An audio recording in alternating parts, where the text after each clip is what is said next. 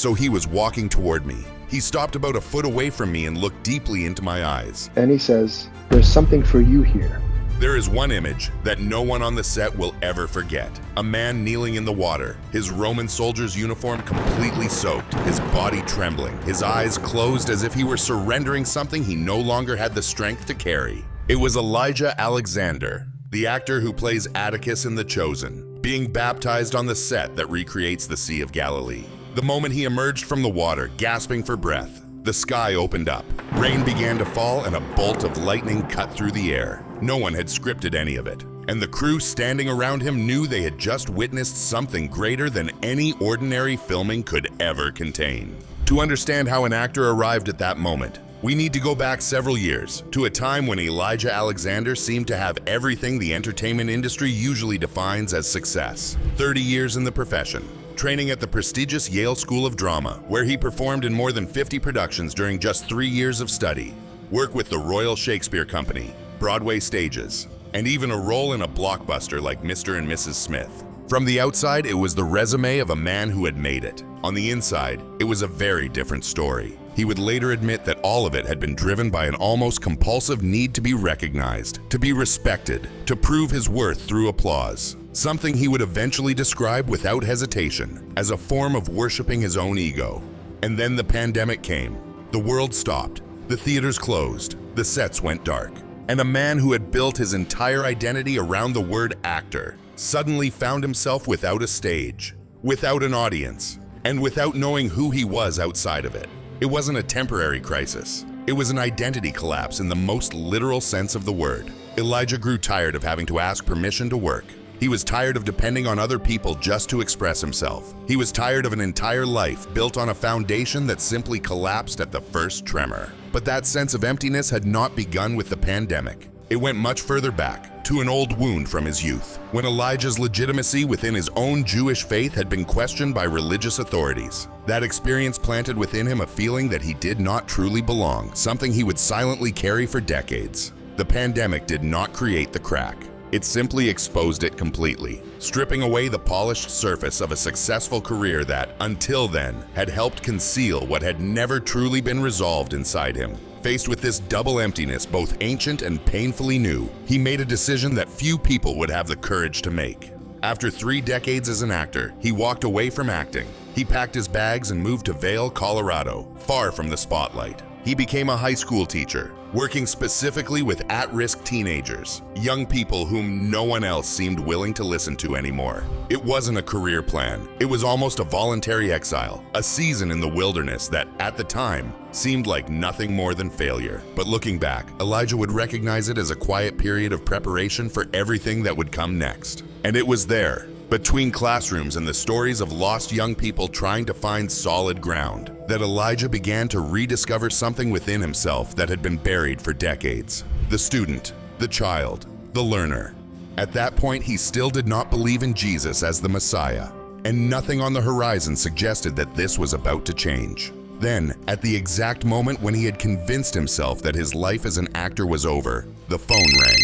He received an invitation to play a Roman officer in a series about the life of Jesus. The irony was not lost on him. At the exact moment he was letting go of fame, fame came knocking on his door again, but in a completely different way. He accepted the role, but not for the same reasons as before. He was no longer chasing recognition. Instead, he saw it as an opportunity to investigate his own faith through the story of the man whom millions around the world call the Messiah. It all began during his first week of filming. During the scenes of the Sermon on the Mount, Elijah was disguised as a Roman spy, hidden among the crowd, when Jonathan Roumie, already completely immersed in the presence of Jesus before the cameras, walked toward him outside the frame. He spoke softly, almost like he was sharing a secret.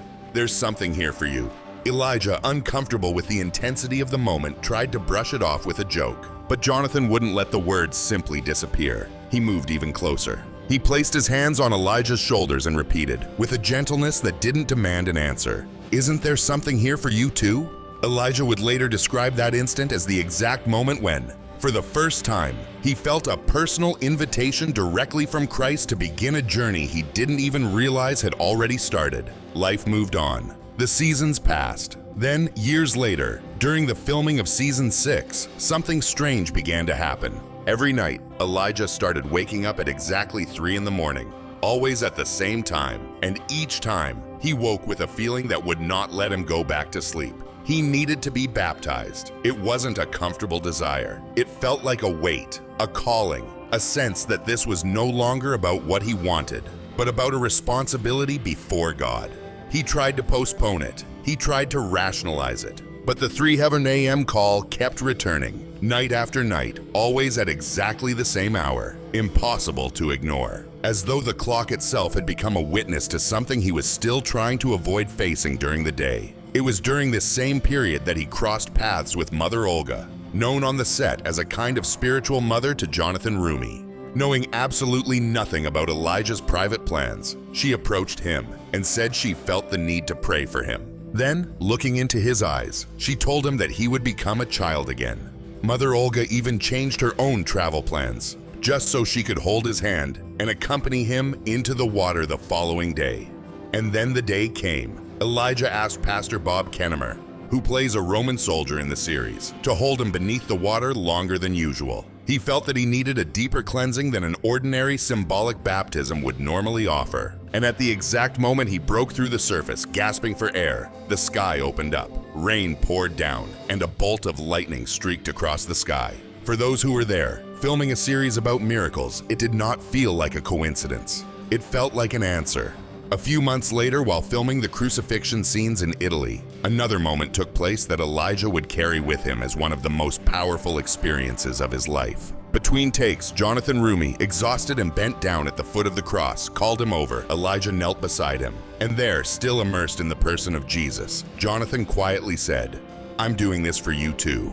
For Elijah, those words carried a double weight, because his character, Atticus, represented the enemy, the soldier of the empire. And to hear that the sacrifice was for him too, was like experiencing firsthand the meaning of a love that does not choose only those who deserve it. But no transformation of that magnitude comes without a cost.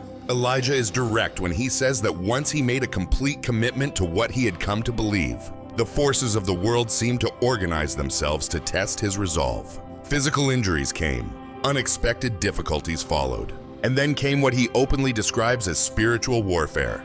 All of it happened at the same time that an abundance of new opportunities began appearing in his career. The practical results of this new chapter quickly became visible. One of the most important projects is the feature film Daniel, produced by Angel Studios and filmed in India, with plans for a US theatrical release between August and September 2026. The ambitious distribution is expected to reach more than 1,000 theaters across the country. In the film, Elijah plays King Nebuchadnezzar, a figure he describes as one of the greatest Gentile converts in biblical history. The irony was not lost on him. He had been introduced to Jesus while playing a Roman soldier, only to then portray an emperor who comes to recognize the true God after being confronted with his own arrogance. The impact of the project was so significant that Elijah was invited to become a co-writer and co-producer of the sequel, which is already being developed as part of a trilogy. Alongside his acting work, Elijah also maintains an educational initiative called the Mitzvah Project. Through it, he performs a 20-minute play about the Holocaust at schools and universities across the country. Afterward, he opens the room for questions and discussion, giving students, many of them immigrants or victims of persecution and bullying, a chance to speak openly about their own pain. It is not uncommon for students who have never told their stories to anyone to approach Elijah privately after these sessions.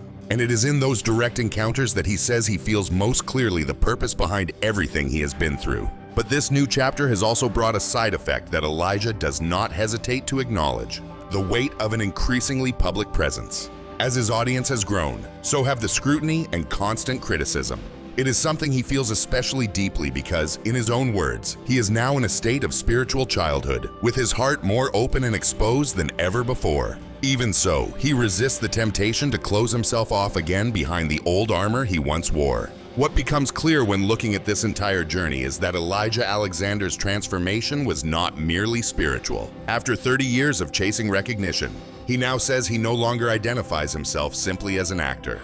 Today, he follows a strict list of 5 criteria before accepting any role. The first, and most important, is a simple question.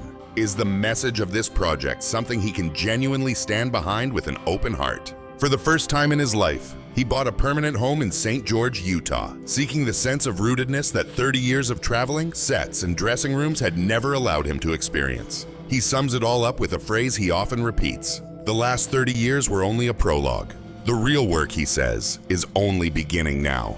And it has everything to do with letting go of the illusion that life revolves around your own name. Meanwhile, Elijah continues filming new scenes for The Chosen, including moments surrounding Calvary that he describes as defining for his understanding of what unconditional love truly means. He is also preparing the second season of his lighthearted food interview series, The Spy Who Fed Me, while already working on a new screenplay for a film expected to enter production next year. All of it is driven by the same conviction that was born on the day the rain fell over him at the exact moment he emerged from the water: that none of it was a coincidence. Because in the end, the story of Elijah Alexander is not about an actor who found a good role. It is about a man who lost everything he had relied on throughout his entire life, and who, in the middle of that emptiness, heard a voice telling him that there was something there for him too. 30 years in the profession taught him how to be applauded. A single moment beneath the water taught him what it meant to be transformed.